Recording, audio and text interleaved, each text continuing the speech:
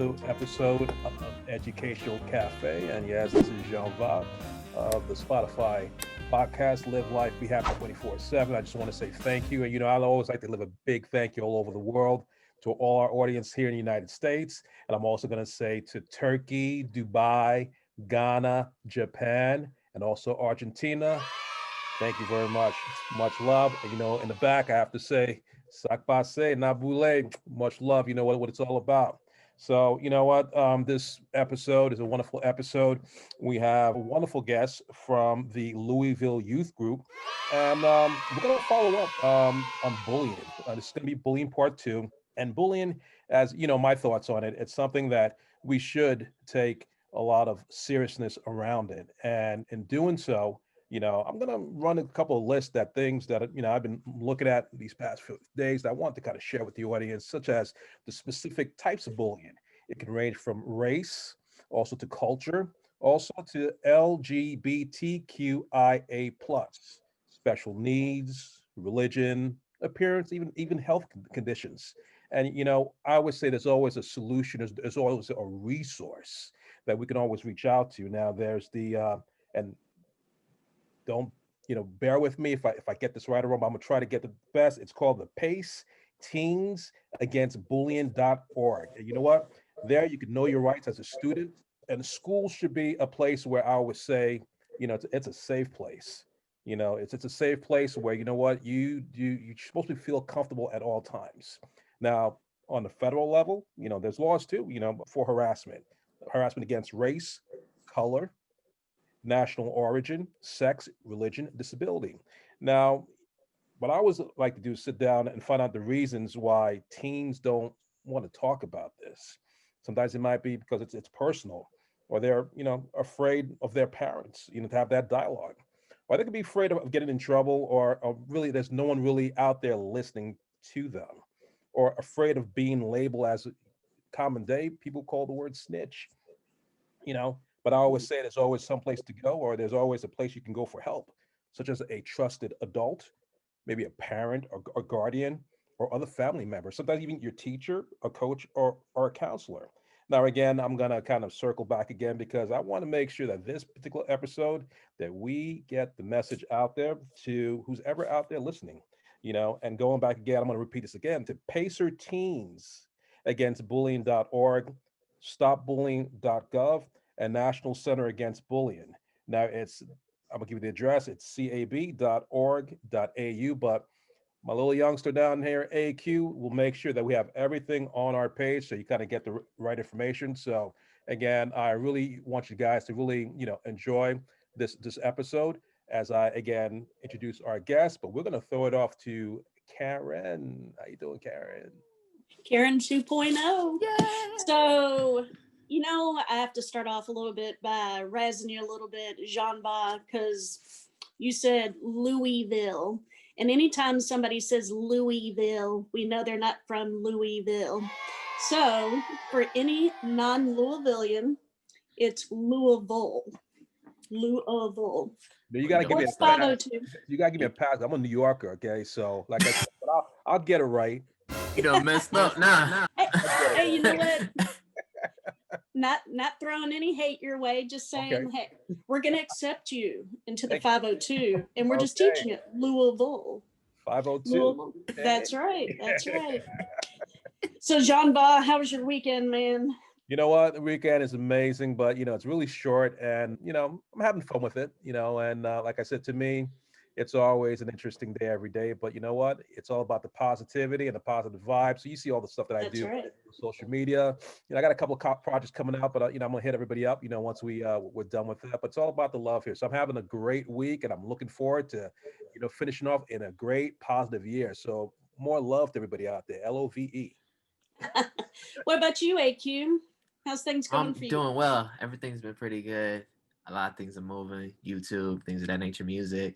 Life's great. Positivity, love every day, That's awesome.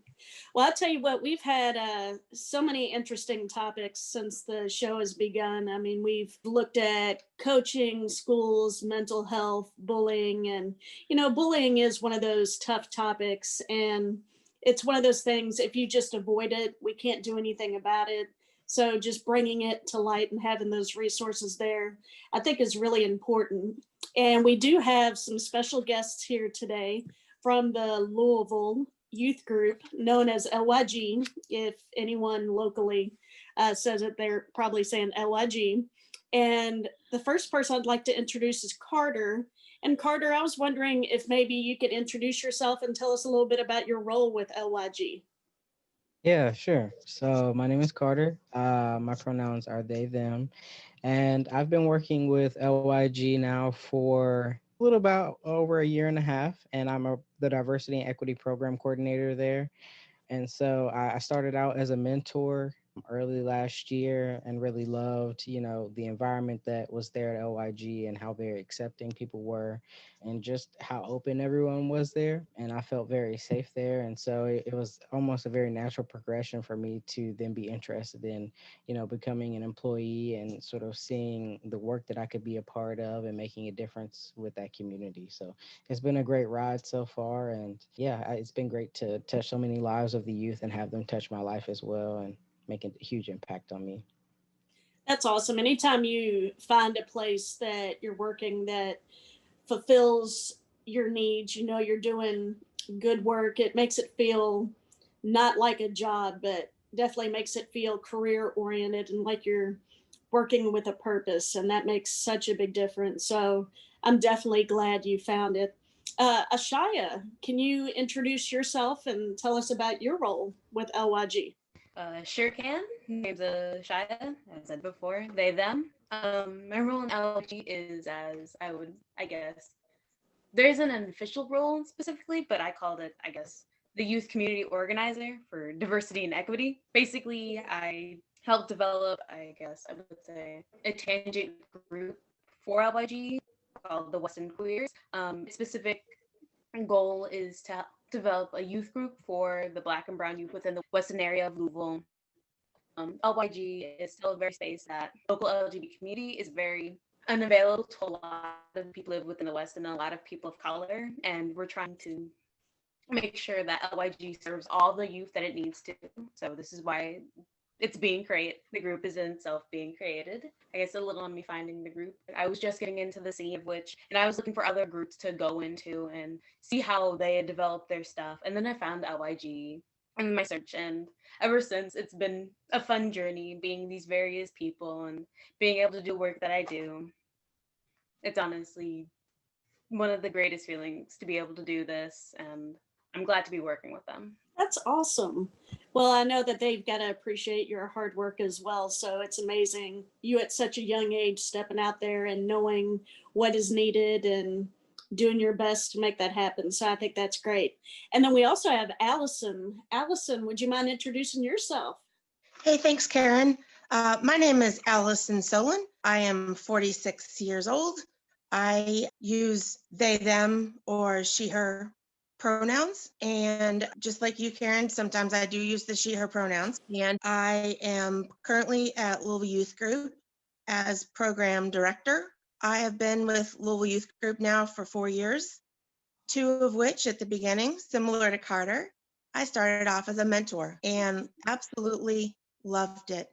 And then when the position became available for program, which is besides Carter's position, really the only position within our organization that has direct contact and direct support to the youth and young adults that attend LYG, I thought this would be the exact position for me because I am young at heart.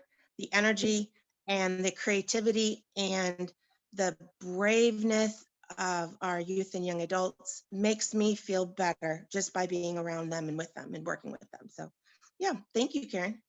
Oh, you're welcome. You're welcome.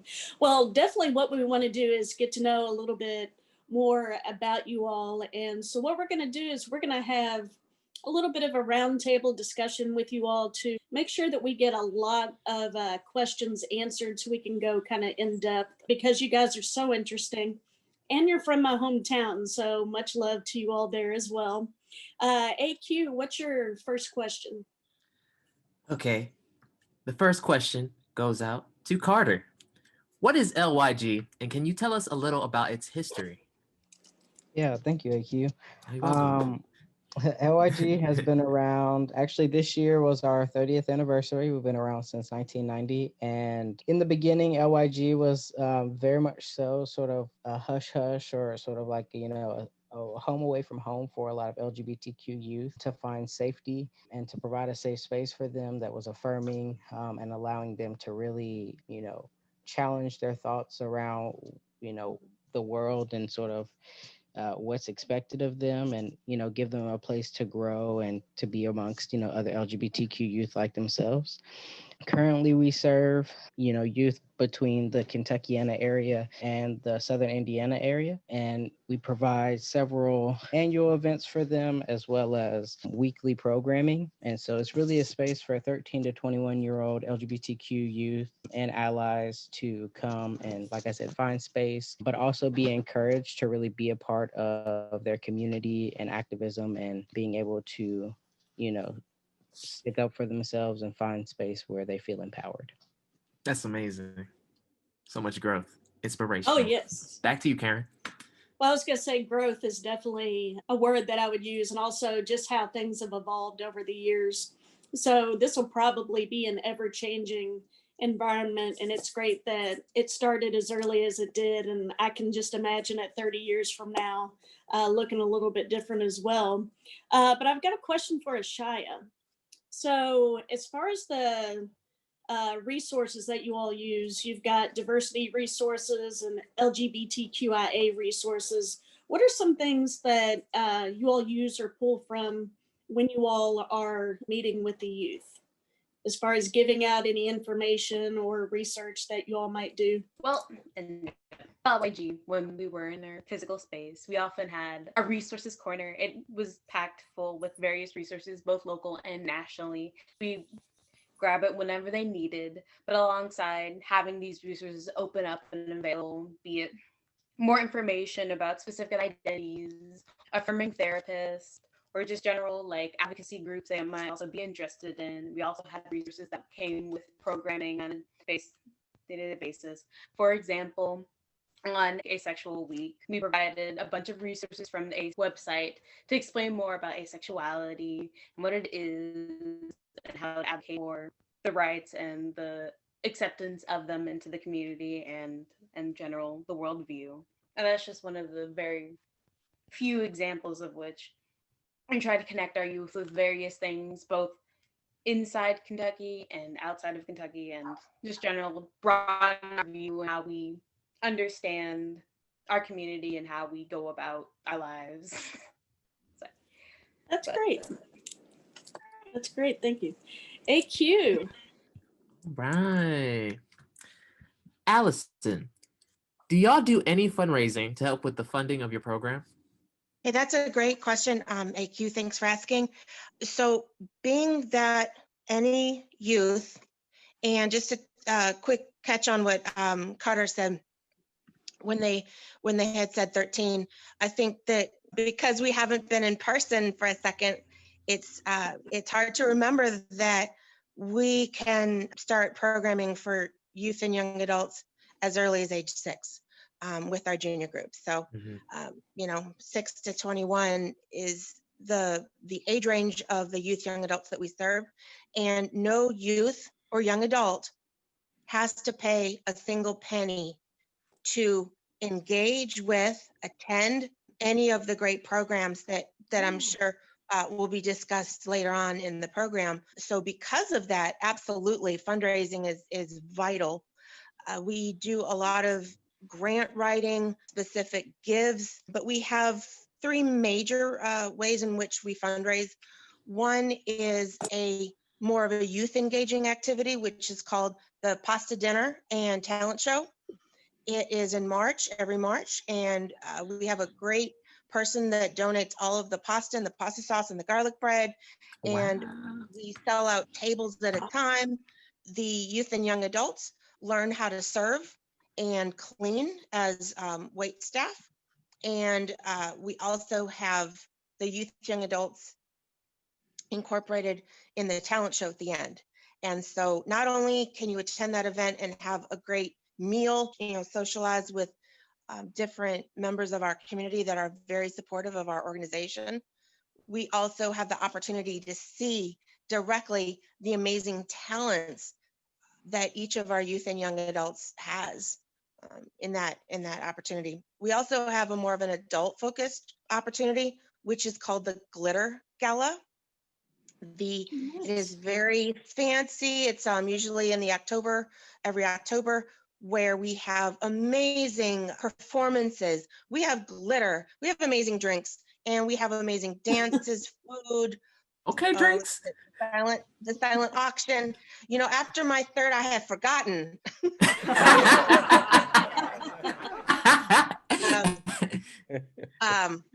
But we have a silent auction, and it really allows the community to come out and really represent how awesome our queer community is here in Louisville. We also do a Give for Good every year, and when we are able to have our prides, our organization comes and we have a t-shirt that we sell that we create every year. So yeah, those are the main ways. We actually have somebody that their main job is making sure that LYG has money, whether that be from, you know, Shmoney. from, you know, $5 to our amazing organizations, UPS, GE, Brown Foreman, who continue to do amazing work, Papa John's, amazing work to help support our organization. So again, thank you for that. And You're welcome. yeah, did you say talent show? I'm trying to sing. What you talent show? Yeah. He's like, let me pencil that in. I'm down with that food. All this food you talking about. Yeah, I was gonna say, he's Yeah. gonna be Feel like eating a up all the food or space. some food. You know it. We know how to do it. We know how to do a good spread down here in Louisville. Right. Or up Hey, here. that sounds good to me. Hey, it could be some people I know. You never know. So you mentioned having somebody in charge of the money and stuff. And unfortunately, regardless of what arena we're in, it does come down to money. But it sounds like y'all have got some great ideas for some not only good fundraisers, but fun fundraisers. And it's like you're putting the fun back in it. And I think that's really important. Now, what's not fun is this coronavirus that we're dealing with. And, you know, it's made everything very virtual. And probably we've learned a lot in regards to Zoom and having virtual parties and different things like that. But it's not fun. It's not fun. And hopefully we'll be able to get out and about soon. So, Carter, speaking of that, I know you all have some big planned events throughout the year, and the coronavirus has, I'm sure, put some of that on pause. Do you have anything on the calendar for the rest of 2020? And what are your hopes for 2021, specifically in regards to events that you might be able to have? Yeah, so thank you for touching on that. So Allison talked about a lot of our, larger events that, are really fun, honestly. It took me back reminiscing, and I wish I could say that we got to celebrate those things this year. But unfortunately, I know for the rest of our year in 2020, we were able to, for like Halloween, right around that time, we were able to do a couple in-person programs that I think the youth really appreciated, finally being able to see each other. And it definitely, in comparison to what we've done in the past, it was a bit different, but I was glad we were able to do that Halloween party in person. But I know the rest of this year, unfortunately, we have had to switch back over to completely online just with the spike and everything, and the holidays coming up. And so I know that typically we would have had, a holiday party in December, really sort of highlighting the different holidays that happened during this time, and also to educate around, the different holidays. I've learned a lot as far as, teaching the youth about the different things, and they have definitely brought in holidays as well. And I'm just like, I'll have to look that up because I have never heard of that, and that's been cool too. And then at the end of the year, we typically have a New Year's Eve lock-in, and that's a lot of fun, where the youth will come to our building, and we'll have like, a movie night, pop popcorn, play games, have prizes, things like that. And then they'll spend the night there, and then in the morning, our youth leadership council, the YLC, will typically like make breakfast breakfast for everyone, and then we can kind of say, our goodbyes and have a really nice way to sort of kick off the year. And unfortunately, we won't be able to do that. But my hope is that for in the spring that we will be able to have, even if it's maybe, some park events once the weather is nicer, to be able to bring some people back in person to meet with each other, because I'm sure that we will, want to get off of line and be able to see each other face to Mhm. face. Other events and other like LGBTQ dates that we typically celebrate. So we make it a point to celebrate Martin Luther King, um, and make sure that we have a lot of history that's taught around that time to our youth. Trans Day of Visibility is also a really big day, and we actually just had Trans Day of Remembrance / Resilience on the 20th, and that was also a very important LGBTQ date and just date in general for people to know about, really highlighting the lives of trans and gender nonconforming people, and challenges and issues that they face, but also the resiliency in their life, and how there are many people who are thriving to be themselves and find safe spaces. So we make space for them and for that. The pasta dinner is another thing that Allison touched on. And then we make it a point also to educate our youth around Juneteenth and those sort of African American celebrations, uh, and we really like to bring in a lot of diversity as far as the subjects and the sort of events that we talk about and that we hold, because we think it's important that you don't know what you don't know, so we're here to educate and sort of bridge Mhm. that gap. There's several prides that happen here in Louisville. We have a Kentuckiana Pride, a Louisville Pride, and then right across the bridge, there's a Southern Indiana Pride. So July into September, there, I didn't say that right, but one is in September. But July is a pretty busy month as far as pride and celebrating and having a good time and partying and like that. And so we have several spaces that are specifically for like, we like to hold the Louisville Pride Kids Zone, and LPF. And so we make it a point to, make a safe space for the youth. But then, there's plenty of adult spaces to have a good time and to party as far as Pride is related. Another big thing for the youth is their queer prom. I know that that was an awesome experience that I got to be a part of last year. It typically happens in October. And it's really just, and when you think about, being able to go to a dance and like how you want to dress the way you want to dress and be affirmed in that, or, wear makeup or not, or do your hair, whatever you want.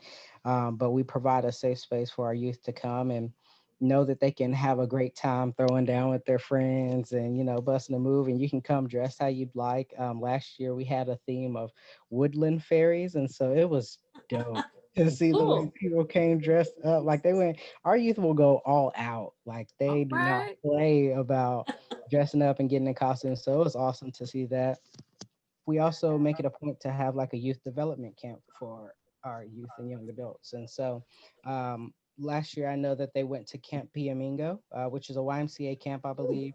And we hold a lot of like leadership and development activities for them to really grow together, but also have like a lot of empowerment and growth within themselves. And so I know that that's been a huge event for them as well, to really grow and bond with each other and also with the staff. And yeah. And then I would say one more thing is we typically, Allison touched on our partnerships with Brown Forman, GE, and UPS, and they typically are really big supports around Thanksgiving and the holidays, as far as like our Thanksgiving dinners and helping hand out meals and things like that, and providing meals. And so, yeah, I know that was kind of a long list, but we do offer a lot. No, And I that's think it's important to touch on all those things because there's plenty of, times for people to get involved and have a good time with us. no, that sounds amazing.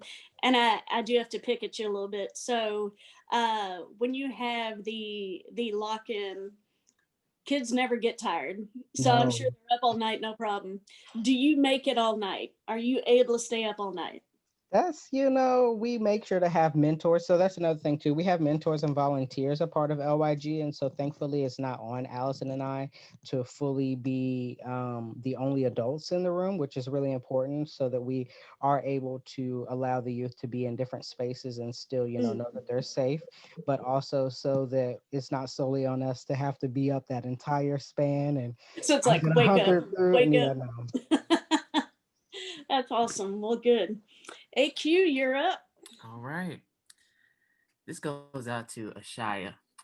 Now, what is an LGBTQIA plus ally, and how does someone become an ally? An LGBTQIA plus ally. Sorry, like that signifies someone's gonna probably come to my door. But anyway, LGBTQI ally is an ally to the LGBT community, someone who advocates for intersectional sexuality and gender justice, making sure that people are allowed to express themselves authentically within the world in any aspect or way in any part of their life. Becoming one is a little more tricky. The first step in being an LGBTQI ally means breaking down your own biases, self-conceptions of the community, and educating yourself on the history and the truths within it. This could also be looking online at various websites and resources like the Trevor Project or the Fairness Campaign in our cases. These provide good insights on what to do and what not to do in communicating and understanding and supporting the LGBTQ community. The steps you take after that phase is simply as supporting the people that you know and making sure that you stand in support when it comes to the people you vote for and the things you say and how you carry yourself. Like be advocating within your school section of students in regards of sexuality and gender identity and expression within their policies, or you could be looking at how to be trans inclusive in your workplace and helping host seminars and teaching you and your fellow faiths on how to conduct themselves and how to be respectful and kind and open. And this comes in many different formats. What I recommend first and foremost is research and being open-minded. This is a huge community and there's a lot to learn, but these are powerful steps to take as it helps everyone in the grounds. Because when you're accepting of other people, it makes accepting yourself tenfold a lot easier. And it makes being there for other people even more easier in that sense. It makes reality a little more breathable because these are constraints that hold everyone down, not just gay people, not just trans people. And you're part of the movement that breaks free from it. You're making a better society for not only for yourself, but the people around you and the next generation. Yeah, sounds good. All Thank right. you. Allison, I know you've been with LYG for a little while. Can you let us know of some changes you've seen in your time being here? Yeah, absolutely. Well, I think what would be more significant is to talk about the 30-year span because Sure.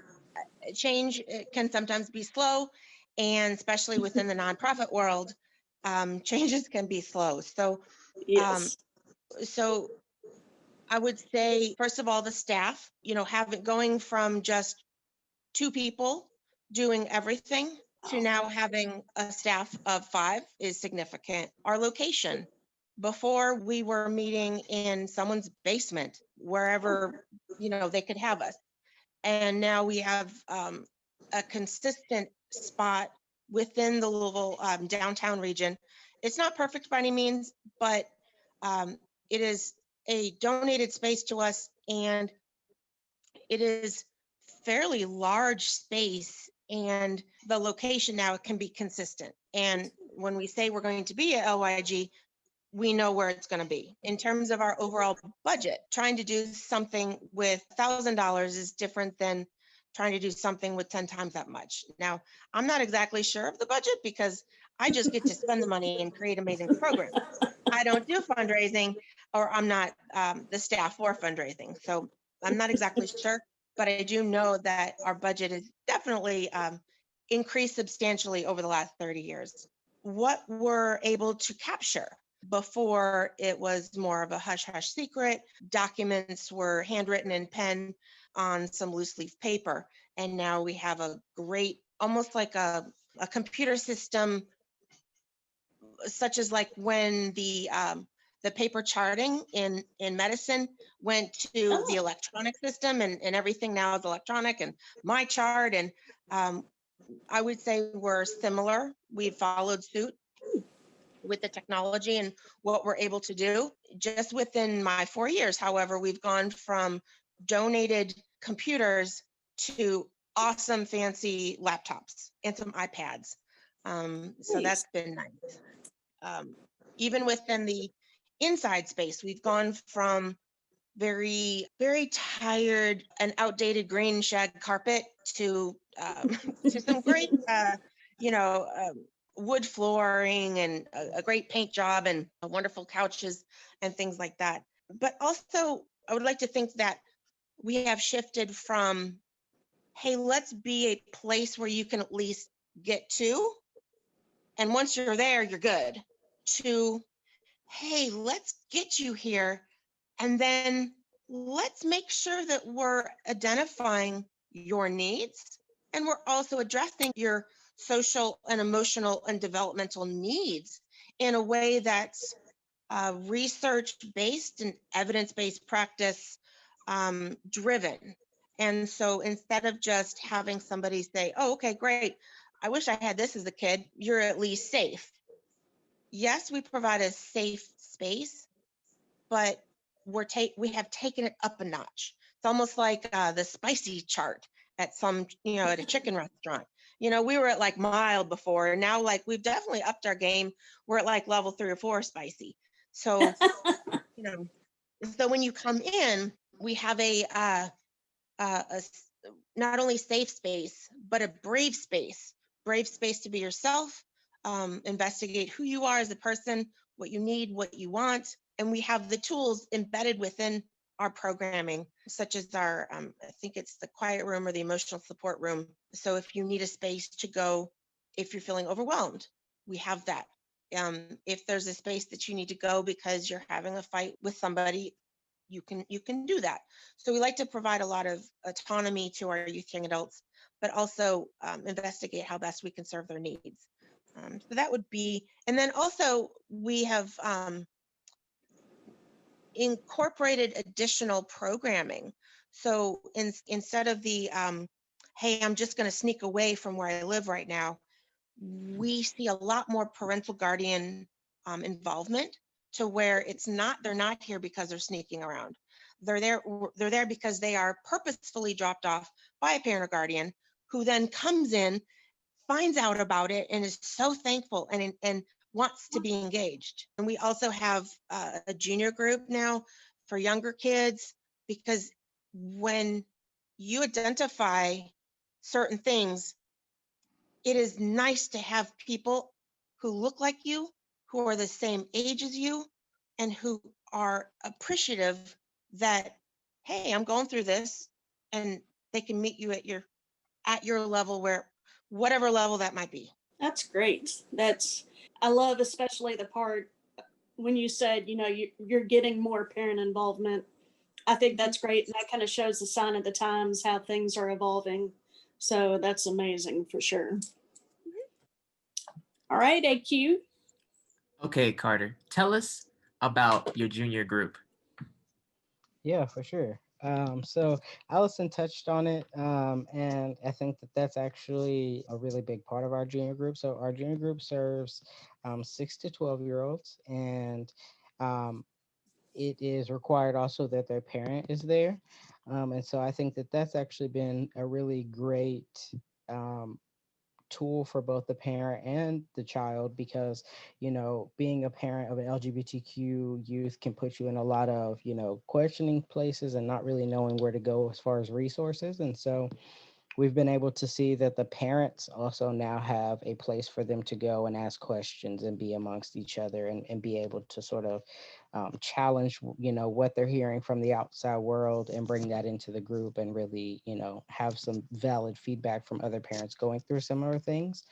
And then the youth, I think it's funny because I know a lot of maybe non-queer people really question, like, can you be that young? And I tell you, yes, you can. Our youth, especially specifically in our junior group, a lot of them are very sure of themselves. And so it's also really awesome to see that, even at a young age from 6 to 12, that they found, other youth like themselves and feel very affirmed and secure in themselves, and, see LYG as a place for them to, similar to our young adult group, to really feel affirmed, to challenge the way that they're thinking, but also to have a space to say, this may be what I'm dealing with at school or elsewhere, and have other people around them that'll give them tips and helpful ways of dealing with those issues. And yeah, just honestly a place for them to come and have a good time with each other. But I think, like I said, it's really important. And what I've seen to be really monumental is the fact that for our junior group, the parents are required to be there. And I think that while it's awesome that our young adult group, that their parents are also involved, that, like I said, it gives, I think that, LGBTQ parents go through a lot as well as their youth. As their youth are coming out and trying to find themselves, it's a big adjustment for the parent as well. And it's just as important that we're able to touch those parents and give them resources so that they can bring that home and continue that same environment that we're hopefully creating, a safe and brave environment at LYG, that they can continue that at home for themselves and, their friends as well. Right. I think that's good. great. I bet the 12-year-olds are like, next year I get to go to the young adult group. I'm so excited. That's Yeah. I'm sure that's a big movement for them. So something definitely to look forward to. Right. And It is. And we've touched a bit about as well, making it a bit more of a transition for them from the junior to the young adult group, because it is a really big deal. And we have had, several of the older junior group youth, really anxious to go, and also really dependent on sort of where they are develop wise. And like, if they feel comfortable, maybe being a 12-year-old in the young adult group, and they're comfortable with it, their parents are, that they're more than welcome to make that transition ahead of time. Our ages are suggested. But we try and do that to really sort of the content that we're talking about, and maybe the language that we're using for it to be appropriate. But if that youth feels like they are ready and want that, new environment, then we definitely encourage them to make that transition. But like I was touching on, we're hoping to have a bit of a bigger transition, as far as maybe similar to like a graduation, but sort of like you're making that stepping stone from the junior group into the young adult group, and sort of also recognizing that, like, while the junior group is also, another safe and brave space for those youth, that, like I said, we typically, talk about different topics and use, maybe delve into more language around issues that the junior group are not yet touching on. And so I think it's important to sort of show that you are taking a step towards, digging deeper into yourself, into your community and your peers, and really acknowledging that and celebrating that. I think that's great. And for the young adult group, Ashaya, can you let us know a little bit what that group is like? When coming to LYG, I came in immediately through the young adult group. I only actually on this group a couple of years back, and it's a very interesting group. It's a very wide age, so 21. You get like a good like mixture of a lot of different people, a lot of different places within their life, and transition and acceptance, authenticity, all that stuff. And like it's very nice. It's very like it's wonderful to be around them and hear them talk, and I guess like feel as though there is a reality which this is something that you can grow up to be, and like you do have a place within the community as a young person, and that there are people who are like you, and that who are doing their best, like, who are thriving and surviving. It's wonderful. It's wondrous. No other word to like really describe it. It's just finding a home and really feeling comfortable in it, and finding a community, and knowing that there's people that behind you who care about you and like who's willing to go through thick and thin to be there for you and you for able to do the same. That's awesome.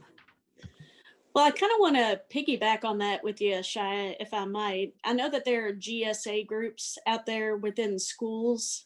Would you be able to tell us about that as well? Sure can. GSAs, or gender sexuality alliances, also referred to as gay and straight alliances, are LGBT groups, associate youth groups within schools or leaders that aim to be social spaces, active spaces, or support spaces for youth, usually between middle school and high school age. As of currently, I run my gender and sexuality alliance at my school, and we've seen a really large range as an all-grade school. It's interesting to see how middle school and high school interact and the growth and development of these kids. Really small community, very close community, given just our small population and everything. And it's good to know that we can be able to specify their needs to them and be able to have these close conversations and just be able to be there for them. And certainly, it's really nice. I keep saying the word nice, but there's other word. Like it's nice. It's wonderful. That's good. Yeah, I love doing the work and being the president and being able to help people. It's a very exciting thing, and knowing that I could be changing people's lives in the simplest way possible. And it costs me nothing. that's awesome. That's, you know, when you can do for Priceless. others like that and you feel joyful doing that because you could see how happy you are to talk about it. Actually, all three of you. I mean, LYG is such a major presence and doing such wonderful things. And so we just really wanted to take a day and highlight you guys and the amazing things that you are doing. I am going to swing it back to JONva for our wrap up. Yes, our wrap up. And I will have to say that this was an amazing show.